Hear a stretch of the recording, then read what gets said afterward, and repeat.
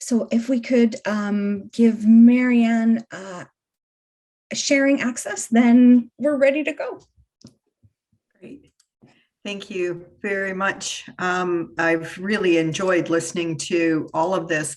I don't seem to have access to share my screen. Oh, there we go. There we go. Okay, thank you. So let's give this a shot. I'm really excited about the question and answer at the end as well. So we'll go through this and have lots of time left for that. So for all of us, those of us who have episodic disabilities and those of us who do not, the pandemic fatigue is real. And what makes this different than regular burnout is that it's so widespread. We're all feeling it. So what do? Do you look on the happy side, the bright side? Do you say, oh, that's good, I'll just think positive thoughts? Yeah, no, that doesn't work. And so sometimes we have to deal with toxic positivity. And I've been guilty of it myself, where we think that if we just, avoid every negative thought, that things will be all right. But the truth is that negative thoughts are information. They have wisdom in them. And we need to pay attention to them and then think about what it is we want to learn and how we want to respond to them. This work from Saundra Dalton Smith really hit me in a way that I wish it had hit me in 2004 when I burned out. And most of the people on this call won't be surprised that I experienced burnout right about the same time I first experienced an episodic disability. Everything sort of came crashing down all at once. And I thought at the time, I just need to get a bit more sleep. I just need to take a week off. I just need to, and none of it worked. But here's what Saundra Dalton Smith tells us, is that it's not just physical rest, which you can get maybe by going for a nice massage, doing some really relaxing yoga, or sleeping. There's also sensory rest. And we certainly know what that's like right now, right? That exposure to screens, whether it's your phone or the television or the laptop, it just seems to be from morning till night. It's a break from noise. It's a break from lights. These pods where they have sensory deprivation, where it's just completely dark and quiet. We don't get any of that on a day-to-day basis. And I certainly got none of it as I was approaching burnout. An emotional rest. This one's really interesting, because this is, when can you be authentically you? Not on for your clients, not trying to show a brave face for your family, not trying to be there for your friends, but being able to say, yeah, this is where I'm at. And really being able to receive emotional support. All the people that I've heard on here sound like you're great at giving emotional support, but how good are you at receiving it? And a mental rest is where I can quiet my mind. Stop. My term for myself is monkey brain, right? Just blah, blah, blah, blah, blah all the time, thinking about something. And I had to learn the hard way how to quiet my mind, because it didn't come naturally to me. Creative rest is, when I was growing up, we called it the good girl syndrome. And it was the idea that I am of no inherent worth or value, except to the extent that I'm serving somebody else's needs. That if I'm not doing something, then I'm not worthwhile. And the creative rest is when you take a rest from doing to just appreciating the world around you and not feeling like you have to change it, clean it, fix it, that you can just experience it. And a social rest is similar to emotional, but it's where you take a rest from being around people that are not supportive of you. And I mean, quite frankly, that may be the people you live with, but to really take a social rest by being around people who support you, being around those kind of people and not around the ones that you're always trying to explain yourself to or help out. And then a spiritual rest, which is not about religion, but about finding a way to calm that energy down. I have a really high frenetic energy most of the time, but it's how do you calm it down so you're in a place of comfort, a place of peace. If you are feeling like you're starting to burn out, start to think about the things that you can do in each of these areas. Now, we talk about managing stress, and I could talk to you for days about all the different techniques that so many people use, and they're so different. The reality is we have to find what works for us. We have to implement it. And when it no longer works, because that happens, something that reduced my stress, like listening to certain type of music, now might irritate me. I loved guided meditations to help me sleep at night, and now they annoy me. So we have to change what it is that helps us manage stress and be open to that. In a workplace, particularly for people who either are approaching burnout, have burned out, are recovering from burnout, these are the things that I learned from when I burned out that I want to share with you. There's lots more, but for our time frame, I just want to share the ones that were most important to me to recover, but the ones that I now implement all the time because I never want to burn out again. It is awful. It is like going through the motions, and it is not fun. So these ideas here are ones that I use. So slowing down means that I need to slow down the way I think. I need to slow down the way I work. I need to slow down the way I talk. And I need to slow down the way I move. I don't know about you, but when my nerves are shot, I walk into walls and furniture. I cut myself if I've got a knife in my hand. And the idea when you're under pressure is, suck it up and just move forward. But the opposite actually makes you more productive, is slowing down. The next one is that when I was burning out, I believed that every single thing that I had to do was critical. There was absolutely nothing that I could delegate. There was nothing that I could put aside. But that's what happens to your brain when you're burning out, is you are no longer objective. Everything seems urgent. Everything seems critical. Everything is not.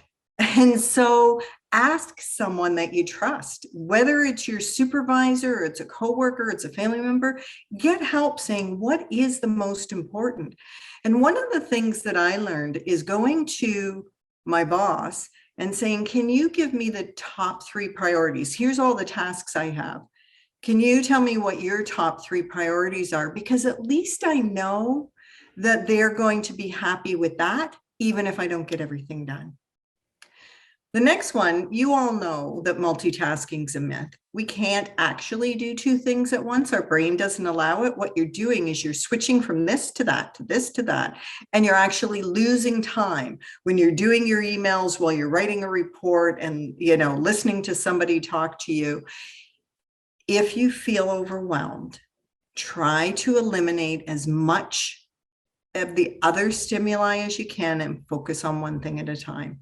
It can help a lot to reduce the burnout and help you to get through the day.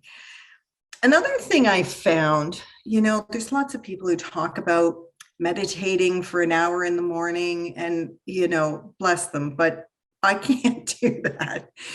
But what I found works for me is to set my phone timer for 60 seconds And all I do is close my eyes. I don't do a big breathing thing. I mean, you can do any of the breathing exercises, they're all great. But I just close my eyes and try to let thoughts go for 60 seconds. And I can't believe the difference it can make, especially when I'm really agitated. It can help to bring my central nervous system down and help me to focus. Now, there's a resource that is free to everyone. It's called the Plan for Resilience, and it's on the Workplace Strategies for Mental Health website. It is a great thing for everybody to do, to think about, what do I need to be more resilient? But I just want to quickly tell you about one of the things that's in there. And it is the 4 A's, came out of the University of Chicago, and it says, for any stressor, especially those you feel you have no control over, you can objectively think about how you can manage that stressor better by thinking about how you can accept it, not meaning, suck it up and just too bad. It means, how can you integrate that it is what it is with who you are and what you're dealing with? You can avoid it, which you may think is denial, but you think about some stressors, like somebody who is dealing with alcoholism. One of my friends would call the hotel and say, if there's a mini bar in my fridge, either take it out or empty it. I don't want any alcohol. Well, that's avoiding a stressor. But since we have limited willpower, avoiding stressors that you can avoid is a good coping strategy. So sometimes avoiding is not a bad thing. You can alter the situation, and it talks you through how you can change some parts of it. And you can adapt, which is change the way that we interact with the situation, change the way that we think about it. This 4 A's out of the Plan for Resilience, because there's lots of great activities there to help you, is what most people say they immediately apply into their lives. And when we start with the activity, you're writing everything down. I do it in my head now, and you'll be able to too. You won't need to go through that whole process. You'll just think, okay, what can I accept, alter, avoid, and adapt? And then the last one, which of course you hear all the time, is to reach out for help. It doesn't have to be professional help. That's great if you have access, if you can afford it, but sometimes it's just talking to anybody who is willing to listen and support. But when you reach out for help, be clear about what you want from the person and whether or not they're the right person. Sometimes when I reach out, I want someone to say, give your head a shake, Marianne. You're not thinking this clearly. You haven't even thought about this. Sometimes I want somebody to say, you know what, Marianne, you're right. The rest of the world is wrong. I'm on your side no matter what. Sometimes I want someone to just use her humor to distract me. So be clear about what would be helpful for you, and then ask the person who can do that. Don't expect anybody, any single person, to be all things to you or to understand what you need. So that's some of the things that work for me. This slide I just put up because there's so much stress going on, so much judgment going on about whether we're vaccinated or we're not, and how we think about other people. But here's the way I look at it, is that if you have chosen not to vaccinate, it is likely that you are afraid of the reaction of your body to the vaccination. If you have vaccinated, it's likely because you're afraid of the reaction of your body to COVID, or you're afraid of spreading it to other people. The thing is, we're all coming at this from a place of fear. And to understand that trying to talk logic to anybody when they're coming from a place of fear is not very effective. Some workplaces, what they've done is they've given every employee these 3 bracelets. And the thing about it is, these 3 bracelets can be used for COVID reasons, but they can be used for other reasons. The first one says, please stay away. I'm feeling unsafe. I don't want you to, invade my personal space. I'd rather you be masked, whatever it is. The yellow one says, I'm cautious. And it says on it, elbows only, I don't want to shake your hand and I don't want you too close to me. And then the green one says, I'm good, nothing, it doesn't matter to me. You can give me a hug. But when you think about it, this doesn't mean red means I'm not vaccinated or I'm afraid. Red could mean, I've had the sniffles this morning and I'm concerned about you. So I'm going to wear my red bracelet. The yellow one, it could be, I've got to go to see my newborn baby, and I don't want to take any chances right now. So being able to have these in a workplace where people can choose their level of comfort on a day-to-day basis makes a lot of sense to me. That we can stop judging and criticizing each other for having fear, that we can just say, let's respect each other instead. Let's be empathic. We need to start to think about what's going to happen after this. And that bracelet thing is one of the ways to deal with the stress, the anxiety. But how are we going to integrate ourselves back into a world where COVID still exists, but we want to have some sort of normal life?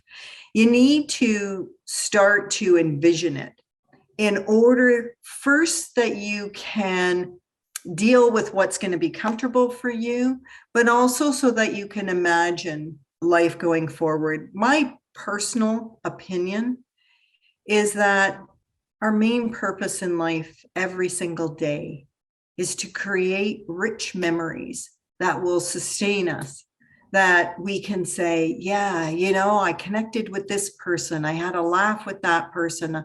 I accomplished this. That every day we have a new opportunity to create these memories, to create these experiences. So we want to rethink how we will show up in the world on a day-to-day basis. Pandemic, no pandemic, burnout, no burnout.